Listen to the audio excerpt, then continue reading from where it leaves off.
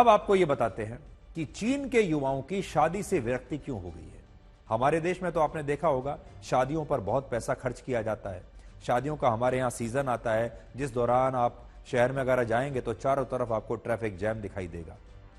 हमारे देश में शादियों पर पैसा भी बहुत खर्च किया जाता है। कितने लोग तो ऐसे हैं जो उधार लेकर, लोन लेकर शादियों पर पैसा खर्च करते हैं। लेकिन चीन में वहां के युवा शादी करना ही नहीं चाहते। चीन में वहां की सरकार शादी करने के लिए युवाओं को कैश इनाम दे रही है कि आप कैश ले लीजिए और शादी कीजिए। लेकिन इसके बावजूद वहां के युवा शादी करने के लिए तैयार नहीं है।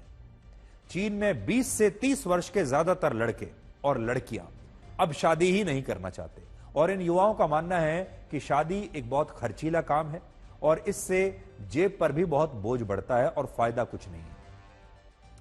वर्ष 2013 से लेकर वर्ष 2024 के बीच चीन में शादियों की दर 50% से भी कम हो चुकी है। वर्ष 2013 में चीन में 1 करोड़ 30 लाख शादियां हुई थी, लेकिन वर्ष 2024 में सिर्फ 60 लाख शादियां हुई है। सोचिए कितना अंतर आ गया। चीन के युवाओं की शादी ना करने की पहली वजह है उनके ऊपर काम का दबाव बहुत ज्यादा है। वो काम के अलावा आप कुछ सोच ही नहीं पाते। चीन के युवाओं को लगता है कि दफ्तर में ज्यादा देर तक काम करने की वजह से वो अपने परिवार को समय नहीं दे पाएंगे और इसलिए घर बसाने से बेहतर है कि वो अकेले ही रहें। पूरा दिन, उनका पूरा जीवन सिर्फ काम में निकल जाता है। घर परिवार के लिए उनके पास समय नहीं है। दूसरा, उन्हें यह भी लगता है कि जो पैसा वो कमा रहे हैं, अगर उन्होंने अपना परिवार बनाया, परिवार को बढ़ाया, शादी की, बच्चे होंगे, तो उनके पास इतना पैसा ही नहीं है कि वो इस परिवार पर कुछ खर्चा कर सके। दूसरी वजह है बेरोजगार होने का डर। चीन के युवाओं को लगता है कि उनकी नौकरी कभी भी जा सकती है और किसी भी वजह से अगर उनकी नौकरी चली गई तो फिर वो अपने परिवार का जो देखभाल है कैसे करेंगे। इसलिए वो शादी करके अपनी बचत पर बोझ नहीं बढ़ाना चाहते और वो अस्थिरता के कारण अपने पार्टनर की जिम्मेदारी उठाने में सक्षम ही नहीं है। यानी वो ये जिम्मेदारी ही नहीं लेना चाहते। वहां की जो नौकरियां हैं वो इतनी अस्थायी हैं कि सबको पता है कि ये नौकरी कभी भी जा सकती है और अगर नौकरी चली गई तो फिर परिवार का या अपने पार्टनर का, बच्चों का, पत्नी का बोझ कैसे उठाएंगे। तीसरी वजह है वहां महंगाई तेजी से बढ़ रही है। चीन में पिछले 5 वर्षों में कॉस्ट ऑफ लिविंग यानी रोजमर्रा की जिंदगी का खर्च 15% तक बढ़ चुका है, जिससे वहां के युवाओं को लगता है कि 2 व्यक्ति की जगह अगर 1 व्यक्ति का ही खर्च उठाया जाए तो यह ज्यादा किफायती रहेगा। इसलिए वो अकेले ही रहते हैं। पिछले 10 वर्षों में चीन के 20 से 24 वर्ष की आयु के युवाओं में शादी को लेकर एक ऐसी विरक्ति आई है कि वो अब शादी को गैर जरूरी मानने लगे हैं। चीन के युवा सिंगल रहना चाहते हैं, अविवाहित रहना चाहते हैं और वो अपनी जिंदगी में किसी और को शामिल नहीं करना चाहते।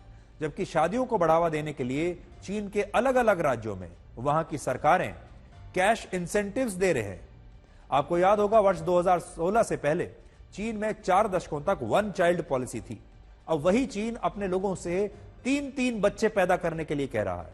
लेकिन परेशानी यह है कि अब युवा ना तो शादी करना चाहते हैं और ना ही बच्चे पैदा करना चाहते हैं, जबकि सरकार लगातार युवाओं से कह रही है कि आप शादी कीजिए और बच्चे पैदा कीजिए, हम आपको अलग से पैसा देंगे इसके लिए। वर्ष 2016 में चीन में 1 करोड़ 80 लाख बच्चे पैदा हुए थे और वर्ष 2024 में 95 लाख बच्चे पैदा हुए हैं। यानी पिछले 8 वर्षों में बच्चों की जन्म दर करीब करीब 50% तक कम हो गई है।